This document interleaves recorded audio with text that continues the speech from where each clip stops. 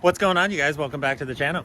I'm out here with Tate, and he brought his literal bone stock Crx HF out here, and I was just tripping out on literally everything in this engine bay, and you guys had to see it. I don't know if I've ever shown you guys, but I do have an HF intake, and here's an HF intake. That's what it actually looks like in the engine bay. This is freaking ridiculous, dude. The throttle body is literally like the size of my thumb. The intake manifold looks just like the SI manifold, but look how small it is. So freaking skinny. Has the turbo manifold, the OEM turbo manifold. If you know, you know. HF half-size radiator, kind of half-size, 3/4 size. Also, shout out to Max Speeding Rods, coilovers from Max Speeding Rods. If you guys don't know, we do have a really cool promo going on with Max Speeding Rods right now. Use discount code savetheEFs on the link in the description, and you will get 15% off. Enjoy. Guys, Tay's freaking dizzy's falling off. I have a weird thing for finding loose bolts in engine bays. Hi.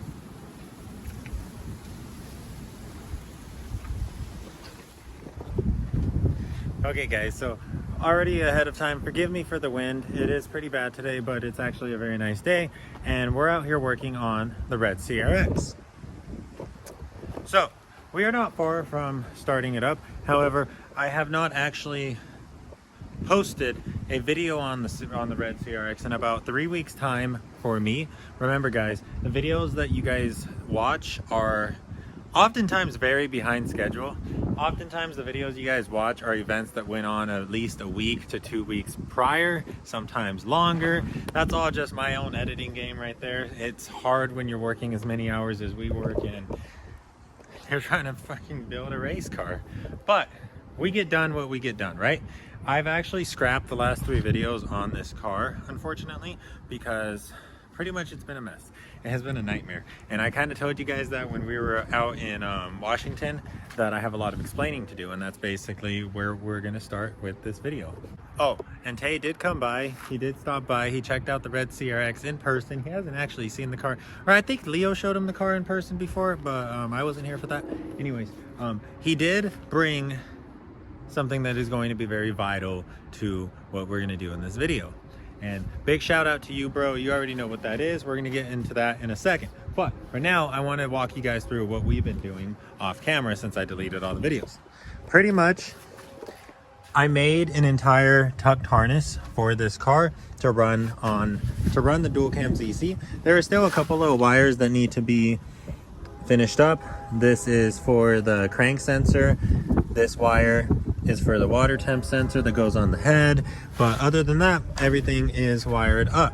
As you guys saw, we got that O2 bung. Back here, I need to loom up the TPS sensor. That's still loose because I just extended those wires, and pretty much we're good to go. The fuel injector wires have not been tampered with whatsoever, but they are going to all be extended. Basically, I was just mocking it up so that way I could see how much they need to be extended, and as you can see, not very much. I am still running the resistor box, but I did tuck the wire. I like the resistor box. I think the resistor box is very retro, and I don't know, I like it, I really do. I wanted it in my engine bay, so it's in my engine bay. And as for the intake manifold, everything is plugged and pretty tucked. It looks very, very clean in my opinion. I have pretty much the entire harness going into a single loom and going into the firewall. We're gonna get to that next. As you guys know, with OBD1 conversions on the EF chassis, it is a little different in terms of our O2 sensor. It's typically going to be spliced into a bunch of wires and it's just gonna be a mess. But what my plan is to do is to basically integrate this completely into the chassis harness. Being that we are running a jumper, the jumper often has the O2 signal in a different plug than the normal harness. So it'll be very easy to integrate that into, I don't know, probably a plug right here, and that wire will be part of whatever wires we run in through this hole, because we are going to be running our wiper motor and we are going to be running our map sensor on the firewall. So let's get into the car now. Inside of the car, we basically just have a little chode coming out. It's all of our connectors. This is where we ran into problems in the previous videos. So this car came with a box full of wiring harnesses, which I wrongly assumed were the harnesses that came out of the car. They were not. So we had one multi-point engine harness and chassis harness, which I mistakenly thought was the original HF harness. However, it didn't really have the EGR, EVAP stuff that the HFs have, and this harness was cut and spliced. There was not a single wire on that harness that was untampered with, guys. Coming straight from the ECU plugs was an OBD2 Dizzy plug that was just really freaking long, and it was pieced together by like 3 different kinds of wire. Like, none of it was new wiring. It was all like junkyard wiring. So that was our only multi-point harness. And then we have actually a decently clean dual point engine harness and chassis harness. That is actually in my storage for a future EF that we save. Maybe we save a dual point and it has wiring all spliced to hell. I don't know. But that set is actually rather clean. I'm pretty sure what was going on here was they got the car as a gutted shell already, so no harnesses. And I don't know, they had access to an SI harness that was all cut to shit. Oh, that probably came from the parts car that was with this car, the rusted up car, if you guys remember the first video. That's probably the original harness to that car. Where the dual point harness came from, I don't know. Maybe that was all that was available and they were probably just gonna do like a dual point to multi-point conversion just to have wiring in the car. I don't know, but we don't have to do that. Why? Because Tay came over. This is the entire main harness from the parts car. Where we ran into issues was I mistakenly just used one of the engine harnesses and I made the dual cam harness. Unfortunately, it is not 8889. It is 9091. And all of our main harnesses were 8889 style. So the plugs were not the same. And it was basically going to be a whole lot of depinning and repinning. And I didn't really want to do that. You guys already saw Dana had to correct my last wiring mess when I started depinning and repinning plugs 1,000 times. Anyways, I was kind of just, I didn't really know what to do. And that was when we reached out to Tay. Because if you guys remember, Tay had that parts car that he already donated a ton of freaking parts from. Well, lucky for us, that parts car is a 9091 spec 89, meaning it had a mix of parts. It was still using an 88 cluster.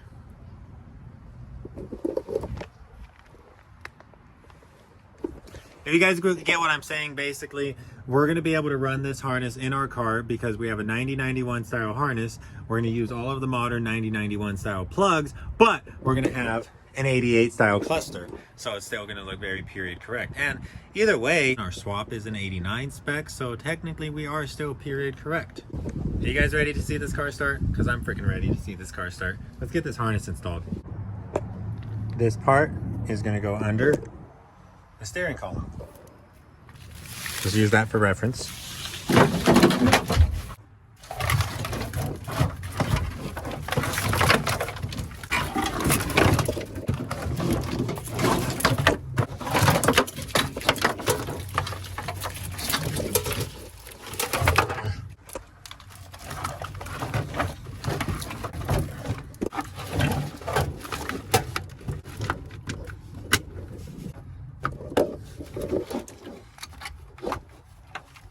Sorry for the freaking mess, but you're essentially going to have a headlight harness. Throw that guy over there. That's going to be your headlights, your turn signals, pretty much all your lights, and then it's also going to be your horn. You're going to have a speaker wire. Throw that over there. And then you are going to have your pretty much all of your wiring that goes up to your cluster, your main relay, your ignition switch, and your under dash fuse box. We're just going to leave that there for now. From here, you're basically going to have this long tube of wiring is just going to go across the car, across the tunnel. These are going to plug into your climate control. So let's just leave them there. But you're going to get the smallest bundle of wires. And if we can figure out what all the correct little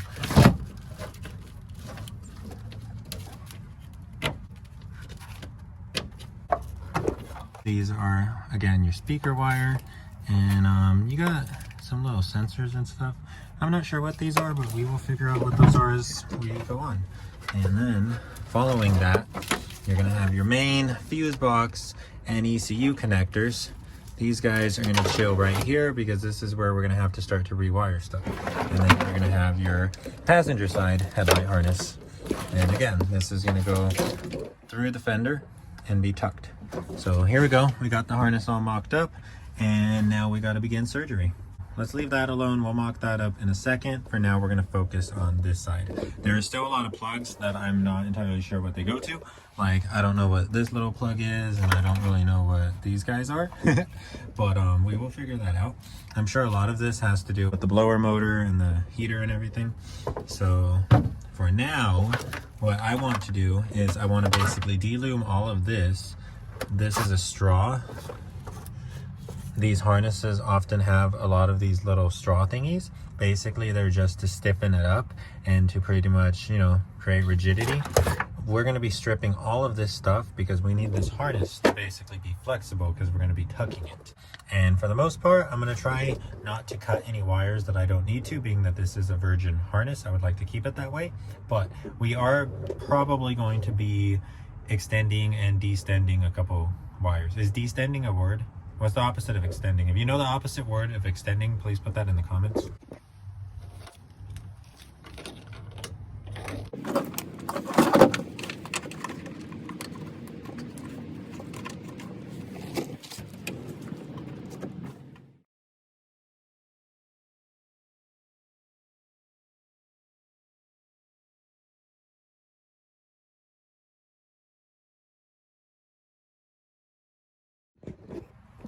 Pretty much got these guys all pushed through the speaker hole, speaker connector. We're going to reuse the grommet for the speaker wires. Speaker wires are right here. We also need to run those, but that's not important right now. Next, we're going to close the door a little bit to open up some space in that gap, and we're going to squeeze all of these connectors through, and we're going to pull them into.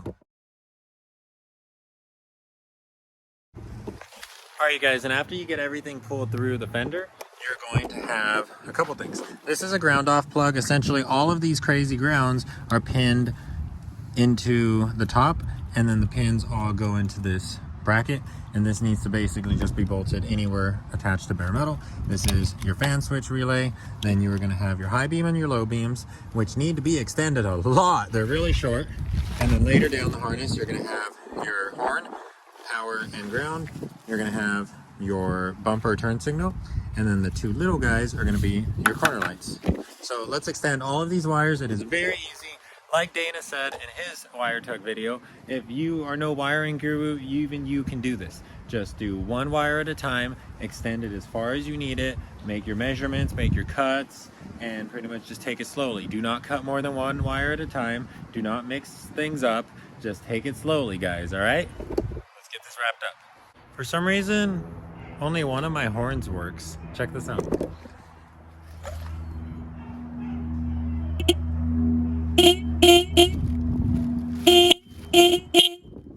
Right? Nothing.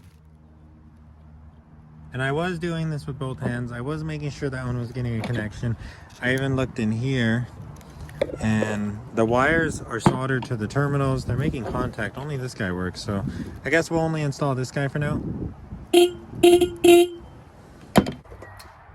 What's going on, you guys? So I actually wasn't going to record another vlog entry today, but we actually are getting a ton of freaking progress done. So also, before I even get into that, a subscriber came through. You guys probably already saw Jesse Garcia's comments in pretty much every single video, but he came through, he checked out the CRX, and we got him some parts that he's been needing. So shout out to you, bro. Thanks a lot for the Modelos. Oh shit, dude, we have Modelos. Yeah, exactly. What the we haven't cracked. And it's a Friday night. It's a Friday night. We got Modelos. We forgot about that. But yeah. So anyways, guys. Big shout out to Jesse Garcia, man. I know we didn't get to talk a lot, but dude, your family sounds super lit. Like, I don't know about you guys, but this man has supported his son through his racing career, both autocross, I think he said, or motocross, and EK catch, something like that. Like I said, we didn't get to talk a lot, but dude, that sounds fucking awesome. Anywho, we got a lot of progress done, so let me show you guys what we're doing. We're basically working on wiring up the CRX. I have an entire side fender already wire tucked. I'll walk you guys through that really quick. We'll go over this better in the daytime, but pretty much it's exactly the way Dana does it. It's exactly the way everyone else does it. Fan switch here, ground off plug here, sanded it down or wire wheeled it, and making sure it's making metal to metal contact. Everything's all loomed up. Self tapper right there, I know. And then we got our corner light plugs, headlight plugs. They're coming in through here, so there's hardly going to be any wires showing, and this will be pulled tight. I relocated our horn right there only because the front of the car is all cut up, and honestly, we don't really have anywhere to mount it. And then we have our bumper signal. I have not wired this up yet because obviously I don't have the bumper on, but that pretty much wraps it up for the fender. And as for powering the car, if you guys don't already know, we got this from our enemy Import Honda Parts. It's an Odyssey Extreme. He got this out of some clapped out car that he parted out, and we went to AutoZone and got a ton of freaking ground cables and power cables. So basically what we're doing is I got this zinc terminal set. I'm only going to use one. Basically it just screws into the battery. Now we have a terminal like a normal battery. This is going straight to the starter, and I'm currently working on powering up the fuse box. That's where the fuse box is for now. This is all just for now, just to get the car running. We're gonna situate everything better in the future, but I don't even know if the fuse box is gonna stay here, because as you guys know, we have a bracket for the dash that mounts right here, and this is probably gonna get in the way. But for the meantime, I'm working on getting power to the fuse box, and then from there we're going to work on setting up all of our grounds. We have everything from 19-inch cables to 60-inch cables, so hopefully that suffices. We have 2 of the smaller ones and 1 of the longer ones. Pretty much what I want to do is I want to tie in a ground from the battery to the engine, and then I want to basically have a transmission to shock tower ground and possibly an engine block to shock tower ground. And then for the battery will be grounded to the chassis in multiple places, as well as grounded to the engine block. But for now, it is going to chill inside of the passenger seat or inside of the passenger floorboard. All of this is probably going to stay a little race car-y, but we are going to be refining it a lot in the future. Basically, I just needed to get an idea of if everything's going to run and basically how everything's going to plug up, just to give me an idea of how I want to set up the car. I still have a lot of wires that I'm going to move around and a lot of extending and destending stuff.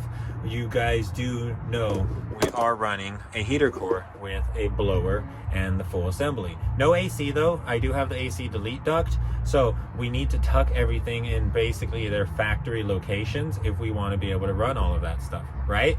So this is pretty much what that is. This is pretty much mock-up / first startup, and it is going to be way more refined. Let's see how far we get.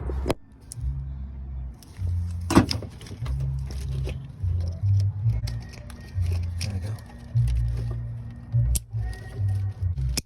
There we go.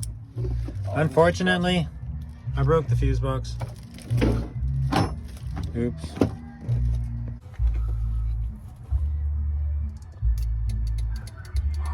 Oh.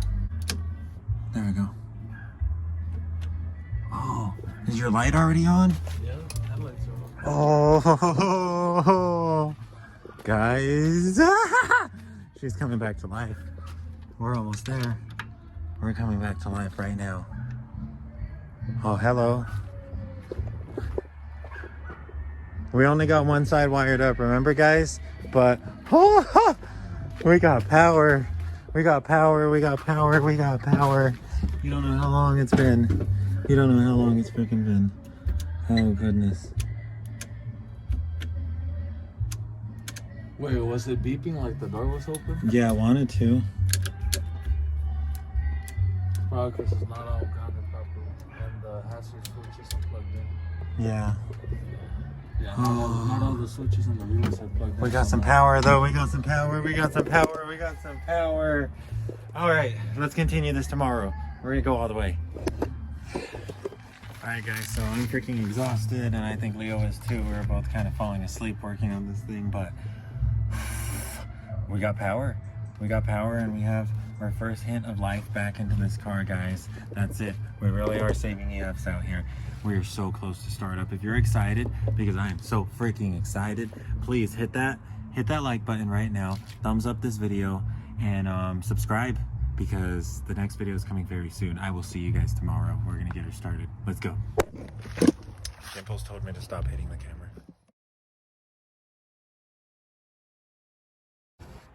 Leo's reshaping his wing by lighting it on fire. Hey, that's why it's called a prototype. But anyways, you see right here, it was starting to dig into the body. Yeah, she's been... Yeah. This is not fire made. This was not made with a freaking torch. Man, the video's over. Get out of here.